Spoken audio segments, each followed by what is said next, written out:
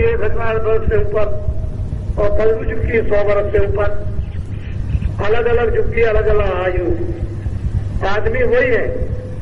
उस समय पर इतनी आयु से क्या तपस्या होती थी कि शरीर में हड्डी में प्राण संयुग में लोग न रहे, हड्डी का रेखा भी रहेगा तो प्राण रहेगा। इतनी ताकत हड्डी में थी। और द्वापर में, त्रेता में जब समय आया तो प्राण उस समय हाथी के समान ताकतवर, त्रेता में जो आया वो समय इन प्राणों की रक्षा का वो आ गया खून में। खून रहेगा तब तक प्राण रहेगा। द्वापर आया तो त्वचा में, और कलयुग आ गया तो भूख में। पेट में कुछ नहीं डालोगे खत्म, खून रह जाए तो इसकी कोई बात नहीं, लेकिन इसमें कुछ नहीं पड़ेगा, मर जाओ। तो अलग अलग उसके भोग थे, अलग अलग उसकी ताकत थी, अलग अलग उसकी क्रिया थी, योग की, आत्मा के जगाने की, अलग अलग सब चीजें थी। अब कलयुग जब आया तो वो ताकत नहीं रह गई, वो क्रिया नहीं, द्वापर आया वो नहीं, त्रेता वो भी नहीं। कलयुग में अब तो प्राण जो है वो तो अन्न में, अन्न मिलेगा तो प्राण रहेंगे या नहीं। तो कलयुग में प्रधानता अन्न की, इसलिए अन्न को सेवन कर लो उतना जितनी जरूरत है, और जीवात्मा को उसी अन्न की रक्षा से जीवात्मा को जगा लो, बस इतना ही आपको। लेकिन जितनी जल्दी जीवात्मा कलयुग में जग जाएगी और युगों में नहीं, और युगों को यह अधिकार नहीं था। कलयुग में जीवों को अधिकार बड़ा सरल मिल गया, बड़ा आसान मिल गया, बड़ा सीधा मिल गया, और चाहे जितना भी तुमने किया हो पापों को भस्म करने का मिल गया। ये सब कुछ कलयुग में संतों को उस सत्पुरुष ने पूरे अधिकार दे रखे हैं, जरा से भी उनके अधिकार में कोई कमी नहीं। ऐसा समझिए कि उनके पास में समुद्र है, अगर वो भी कहे तो कुछ नहीं, पूरा अधिकार उनको दे रखा है इस कलयुग में। इसलिए उनकी कृपा और उनकी दया तिलमात्र, जर्रे मात्र भी अगर मिल जाए तो पलक के मारते इधर से उधर कुछ का कुछ हो जाओ।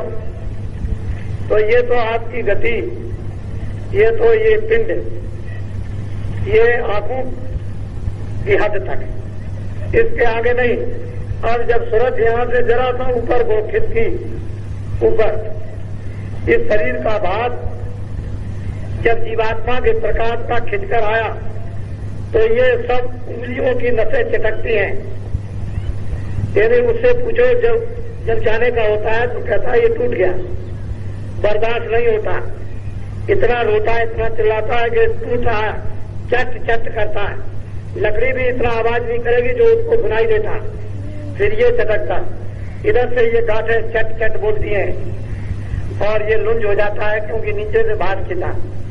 तो जब सूरज के प्रकाश का भाग इधर नहीं रहेगा तो ये लुंज हो जाएगा। आपने देखा है जो बच्चे पोलियो हो जाता है तो नीचे प्रकाश काम नहीं करता नसों में, तो फिर वो कुछ नहीं है, इस तरह से हो जाता है।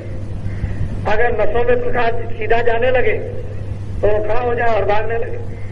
तो जब भाग खिंचता है तो कुछ आप इस तरह ऊपर आएंगे तो यहाँ कमर ये टूट जाएगी, ये हाथ में फिर नहीं उठ सकते, सीधे नहीं हो सकते, ये तरह से खिंचेगा। तो गुदा चक्र का भाग इंद्री द्वार में इंद्री चक्र का भाग खिंचा, तो नाभि कमल में नाभि कमल का भाग खिंचा, तो यहाँ हृदय में आता है।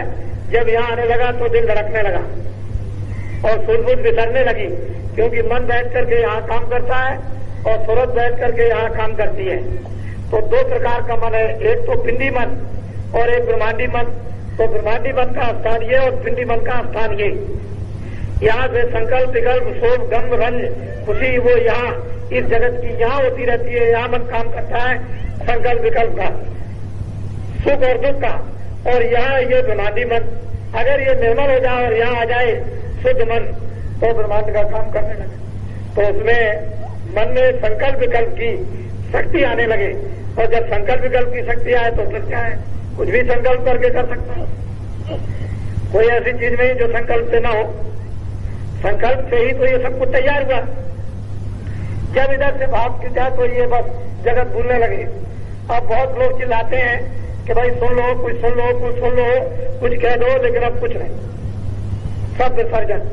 अंग्रेजी, हिंदी, भाई बंद, कुटुंब, परिवार, साथ, देखना सुनना, ये सब जैसे ही यहां से खिंच कर गया बस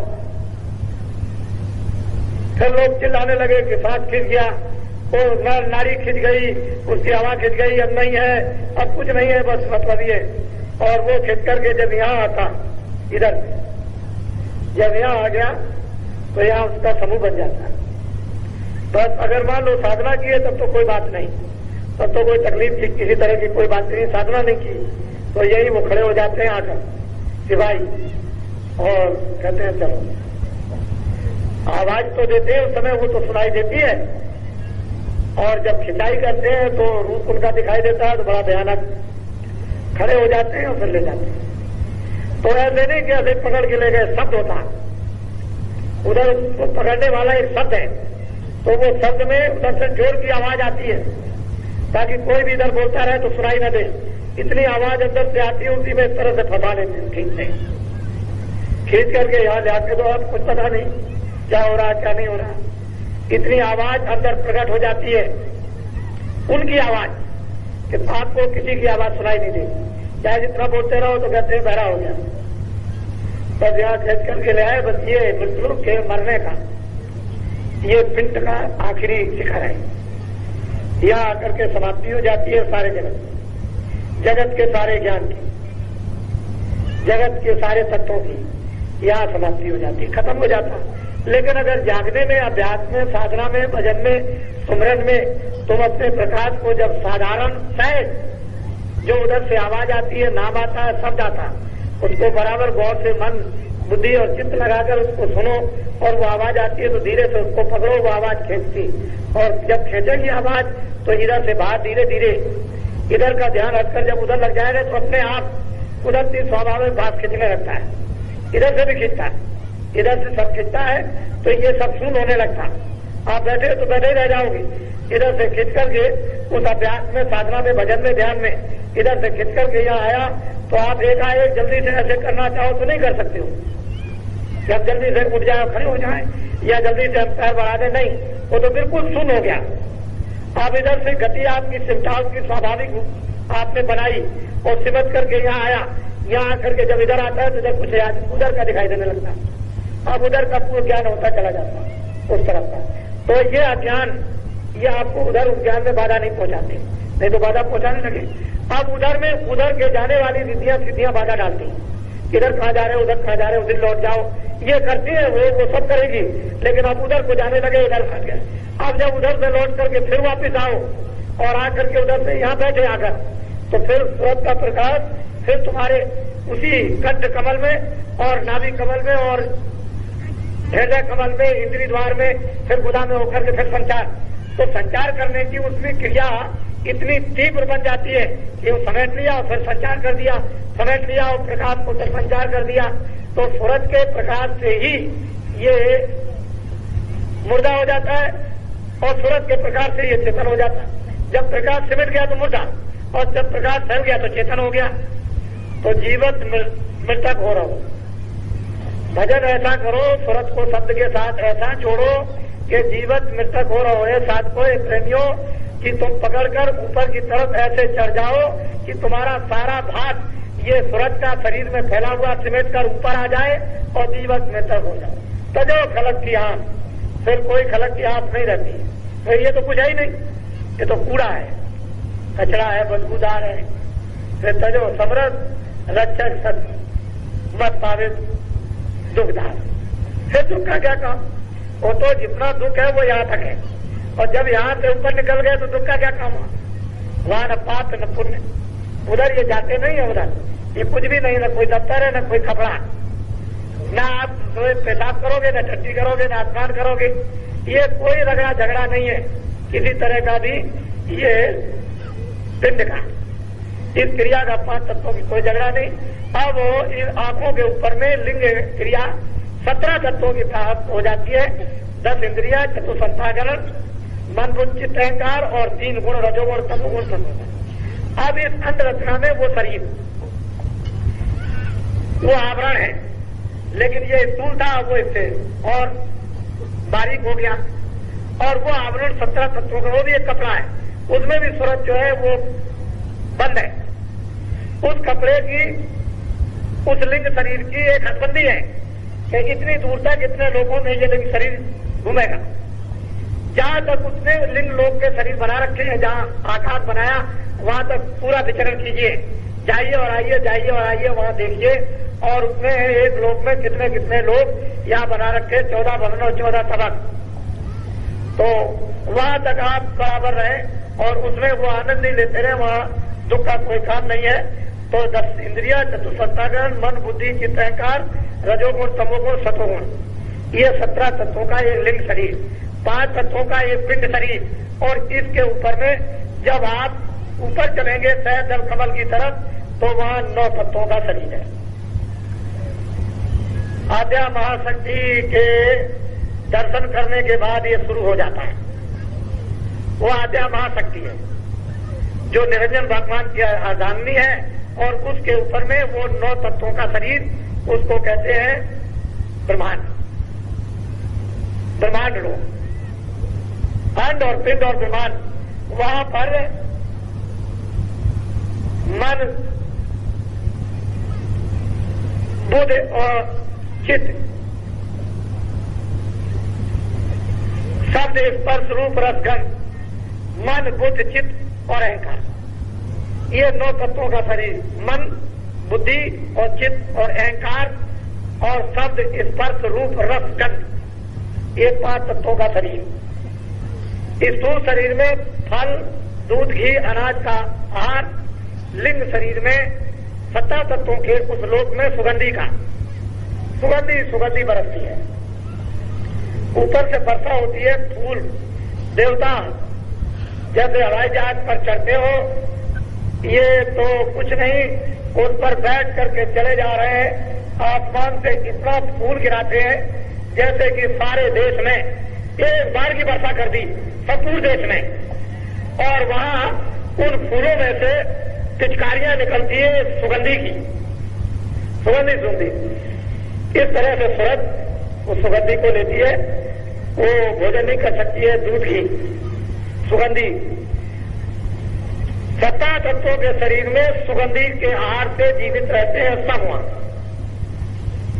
सुगंधी वहां मिलना बंद हो जाए तो क्षणों में वहां कोई नहीं रह सकता। यहां भोजन बंद हो जाए तो आप नहीं रह सकते। इसके 9 तत्वों के शरीर में जब सहजल कमल में पहुंच जाएंगे और निरंजन भगवान का साक्षात, निरंजन भगवान के बीच में गुरु विराजमान है,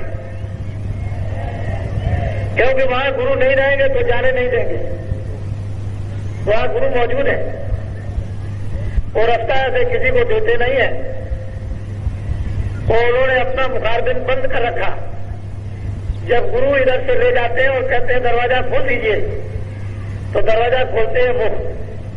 तो जब अंदर जाते हैं तो गोस्वामी जी महाराज कहते हैं मोह विलोक राम मुस्काई, बेसत तुरंत गयो मुखवाई। उधर माज अंडज राया देखूं कहो ब्रह्मांड निकाया। उधर बहुत बहुत प्रकार के ब्रह्मांड दिखाई देते हैं। तो 9 तत्वों के शरीर में जो जीवात्मा बंद है, उसका एकमात्र आहार नूर, नूर कहते हैं प्रकाश। अब सुगंधी नहीं, सुगंधी से वो जीवित नहीं रहेगी, 9 तत्वों के शरीर में प्रकाश से जीवित रहेगी। ये भी छूट गया, स्थूल भोजन आदि भी छूट गए और सुगंधी भी छूट गई। अब उसके लिए सहजल कमल में नूर चाहिए, प्रकाश, रोशनी, लाइट। अगर वो नहीं मिलेगी तो जीवित नहीं रह सकती। जब इसके ऊपर में और जब चलती है और वहां जब माया मिलती है और माया का जब दर्शन होता है और उसको पार करती है सूरज, तो वो केवल 5 तत्वों का शरीर है। अब वहां पर मन नहीं है, बुद्धि नहीं है, चित्त नहीं है, अहंकार नहीं, रजोगुण नहीं, तमोगुण नहीं, सतोगुण नहीं, वहां पर काम क्रोध इत्यादि ये नहीं, और 10 इंद्रियां नहीं, और वहां पर जल पृथ्वी अग्नि वायु आकाश नहीं, क्या शब्द स्पर्श रूप रस, बस ये इस शरीर में जीवात्मा बनते हैं। अब ये भी भोजन गया, सुगंधी का भी गया, नूर का भी गया। अब 5 तत्वों के शरीर में जो सूरज जीवित रहेगी, उन ब्रह्मांडों में वो एकमात्र शब्द है। अगर शब्द नहीं मिलेगा, आवाज नहीं मिलेगी, साउंड नहीं मिलेगी, तो जीवित नहीं रह सकती। ये उसका जीने का भोजन है, उसको शब्द मिलना चाहिए, और वहां पर शब्द है। क्या हो रहा है? ये सब कुछ रचना तो शब्द ही की है, दूसरी जगह शब्द की तो कोई रचना हो ही नहीं सकती है। अब वहां पर जब माया के परे चले गए और त्रिकुटी में ब्रह्म का जब साक्षात्कार हुआ, तो सूरज उस खोल को भी उतार देती है।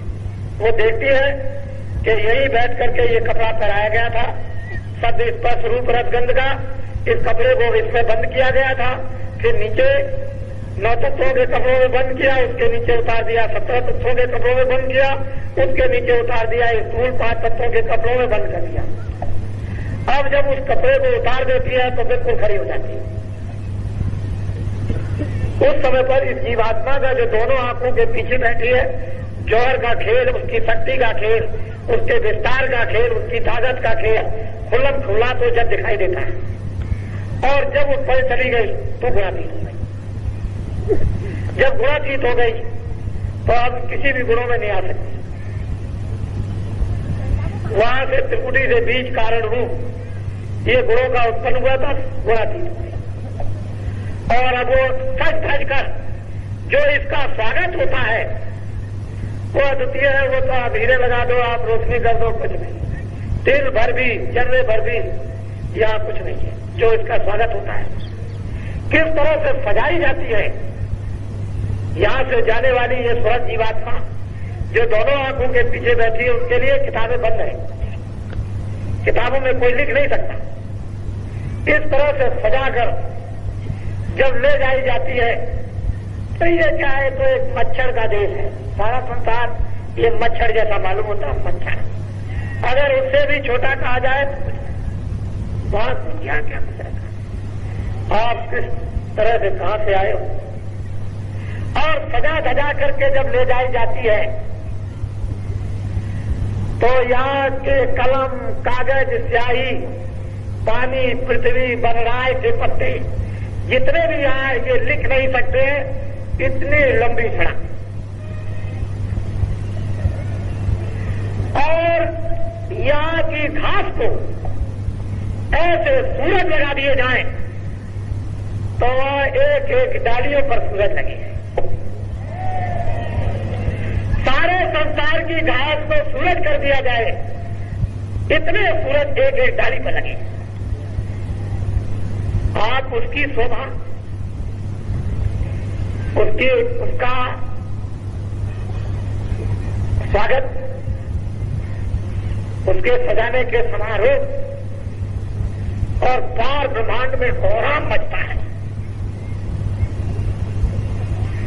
किस तरह का कोहराम, मोटा अठारी चमकते हुए मालूम होते हैं कि खरबों मीलों के लंबे उस पर खड़े होकर के जो देखते हैं और वहां जो वर्षा करते हैं वो कोई पुष्पों की वर्षा नहीं, सूरज गिराते हैं। सूरज गिरते इस तरह से ऐसा स्वागत होता है। अरे तुम कहां पड़े हुए, तुमको क्या मालूम है कि बाबा जी क्या देने के लिए? तुमको तो बस यही दुनियादारी, बस दुनियादारी तुमको हमेशा नजर आई और कुछ नहीं तुमको कुछ मिला। हम तो कुछ और तरह से तुम्हें बैठा भूखे फुसला फुसलू कर किसी तरह से बड़ी मुश्किल से ला सके, और अभी वही समझते रहे। और आप अभी सत्संग को जानते नहीं है, आपने कभी ये बातें सुनी नहीं है, सुनने का कभी आपको आभास भी नहीं हुआ था। ऐसी किस्मत और तकदीर में लोगों के आए नहीं था। लेकिन ये तो पूर्व महात्माओं के संस्कार, उनकी दया के डाले हुए बीज बोया हुआ वो काम कर रहा है, उसने ये काम किया है। ये वो मैदान है जहां प्रकृति अपना जलवा दिखा रही है और इस सृष्टि के भार को उतारने के लिए जब महायोगेश्वरों को आना पड़ता है तो गुणातीत के ऊपर प्रकृति लोक है, ऊपर में पुरुष है और नीचे प्रकृति। उस प्रकृति लोक से जो आत्माएं आती है वो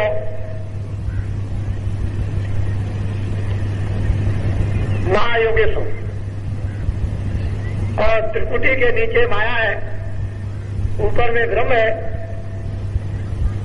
उसके नीचे सहजल कमल में निरंजन भगवान, नीचे शक्ति है और उसके नीचे ब्रह्मा विष्णु महादेव, पार्वती सावित्री और लक्ष्मी, और फिर उसके नीचे चले आइए तो देवी देवता रिद्धियां सिद्धियां, उसके नीचे आंखों के बीचों बीच में बैठ के नीचे उतर जाइए तो ये सब कुछ है। इससे नीचे उतर जाइए तो और नर्क, ऊपर में पुरुष क्रियापद है, उसके ऊपर में फिर महाकाल पुरुष है जो ये तीनों के ऊपर में शासन करते हैं, और महाकाल पुरुष के ऊपर में दयाल पुरुष है जिसको सतपुरुष कहते हैं, जिनका नाम सतना। वो सतलोक में ही रहते हैं, न वो कभी यहाँ आते हैं न कभी आएंगे। जैसे पहले थे अभी है और भविष्य में भी वही रहेंगे, और तुम्हारे सबके वही सच्चे पिता हैं। उन्हीं के यहां से तुम भेजे गए हो, और ये लोग बीच में जो तुमको ले आए हैं, एकमात्र जो है वो केवल अपने अपने पर्दे देकर के फंसाए हुए हैं, और पर्दे हट गए तो वहीं पहुंच जाओगे जहां कोई पर्दा नहीं, जहां कोई शरीर नहीं। और उसके लिए सहयोग चाहिए उन संतों का जो वहां आते और जाते हैं। वो छिन में आना और छिन में जाना फिर देर नहीं लगती है, छिन जाओ छिन में आओ। वो ऊपर उंगली करो नीचे, इतनी भी देर नहीं लगती।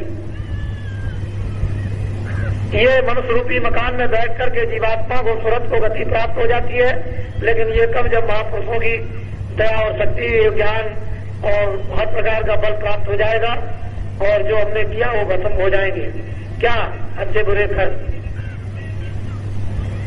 तो आप लोग थक गए होंगे, क्योंकि आप काफी किलोमीटर का सफर करके आए।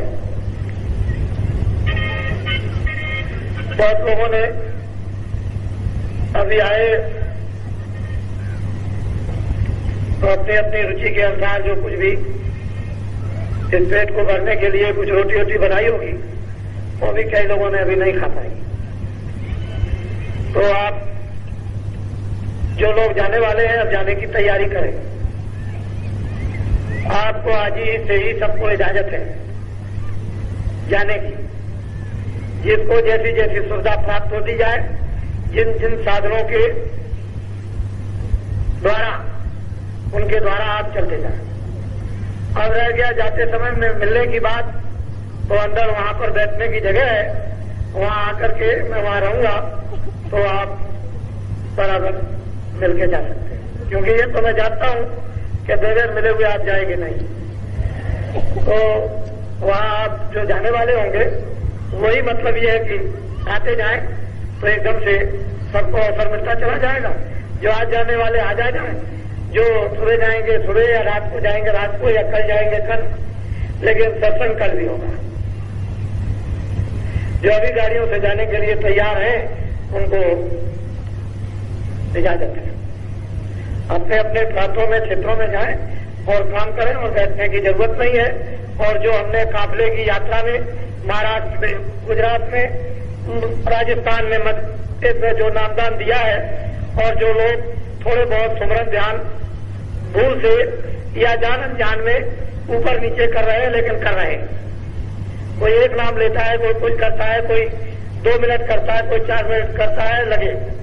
और वो बीज बो दिया गया है, वो वक्त पर जब समय आएगा तो बीज जम जाएगा। आप लोग इसकी चिंता मत करें, कि मैंने तमिलनाडु में, आंध्रा में और केरल में और अभी मैंने इसी साल में आपके कर्नाटक में जो मेहनत की है वो मेरी मेहनत व्यर्थ चली जाएगी, ऐसा नहीं होता है। मैंने इस साल में जब इधर से चला गया था तो उन प्रांतों में यानी दक्षिण भारत में बहुत बड़ा काम किया और दक्षिण भारत के लोग आज भी ये बात याद कर रहे हैं। ऐसी बात नहीं है। पिछले काफले उत्तर प्रदेश में, फिर आपके इधर में गुजरात और महाराष्ट्र, मध्य प्रदेश में निकले थे और उन्होंने बहुत कुछ काम किया और जितनी भी बातें हैं वो सब की सब उनको याद है। जब वक्त समय आ जाएगा तो ये अंदर में एक भंडार होता है, समय आता है सब चीजें जो कि याद आती चली जाती, बनने वाला होना चाहिए। अब आप लोग अपनी अपनी जगह पर तैयारी बिल्कुल हर प्रकार की रखें कि समय पर आ जाए और मैं बता करके भी आऊंगा और अज्ञान में भी आऊंगा। ऐसा नहीं मैं बता भी दूंगा और मैं कहीं कहीं नहीं भी बताऊंगा और ऐसे ही खड़ा हो जाऊंगा और मैं देखूंगा आकर के, मैं कुछ अनुभव करूंगा, कुछ आपको देखूंगा और समझूंगा और मैं सबसे मिलता हूं। ऐसी बात नहीं है। आप लोग अपने अपने क्षेत्रों में कोशिश इस बात की करो कि किसी कर्मचारी और अधिकारी को कोई छेड़ाछाड़ी मत करो, उनकी कोई बुराई मत करो, कोई जरूरत नहीं है। हम बुरे तो सब बुरे और हम अच्छे तो सब अच्छे। मोटी बात, हमारी बुराई हो जाए, दूर हो जाएगी तो सबकी हो जाएगी। हमारी बुराई दूर नहीं तो सब में बुराई, हमें अच्छाई आ जाएगी तो सब में आ जाएगी। वो रास्ता अपनाना कि हम भी अच्छे हो जाए और फिर दूसरे भी अच्छे, हम भी अच्छे लगे, दूसरे भी अच्छे लगे। आप खुद अपने को अच्छे लगने लगोगे, जब आप स्वयं अच्छे लगोगे तो दूसरे भी अच्छे आपको लगने लगेंगे और आपको वो अच्छे लगेंगे, उनको आप अच्छे लगोगे। इसलिए कोई बात ऐसी नहीं किसी प्रकार की, काम करो, देर अबेर से काम तो होगा ही, ऐसी बात नहीं है कि काम नहीं होगा। मोटी सीधी जो हमने मथुरा में आज हमने अलग अलग करके लोगों को जो तरह तरह का संदेश जो बराबर हमने चलते हुए मार्ग में दे दिया है, वो बहुत कुछ उनको दे दिया, समझा दिया है। इसलिए ये बातें आपको जब तक हजम नहीं होती थी, जब तक आप उसकी कांक्षा नहीं करते थे, जब तक उसके लिए आप लालायत नहीं थे, जब तक आप में वो सजा नहीं आ रही थी, तब तक ये बातें आपके लिए ओझल थी। और जब वो चीज आप में आ जाएगी तो अभी आपके सामने आ जाती, तो सब आ जाएगी। ये जय गुरुदेव धर्म प्रचारक संस्था का ये धार्मिक नाम योग साधन का मेला है, का मेला ये मंदिर है। इसमें आप इतने लोग आकर के विराजमान हो, ये मंदिर है। इस मंदिर की स्थापना बहुत पहले हो चुकी थी, ये नहीं, इसको आपको याद करना चाहिए कि इस मंदिर की स्थापना इधर 64 में हो गई थी और ये कार्यक्रम इधर 64 में ये होने लगा था और इतने दिनों से ये कार्यक्रम वहां होता चला आ रहा। इसको भी आपको ध्यान में सबको रखना है कि ये ऐसा बड़ा कार्यक्रम हो और ये 64 से यहाँ इस जंगल में होता आया हो, जहाँ इर्द गिर्द में कुछ भी नहीं थे। इस मार्ग में तो दिन में लोग रुट जाते थे, लेकिन उन लोगों में भी अब बड़ी कितनी सद्भावना परिवर्तन हो गया देखने वालों में कि भाव में तो भी सद्भाव और भजन पूजन करने लगे और लोग श्रद्धा करने लगे। ये तो बहुत बड़ी बात है, छोटी बात नहीं है।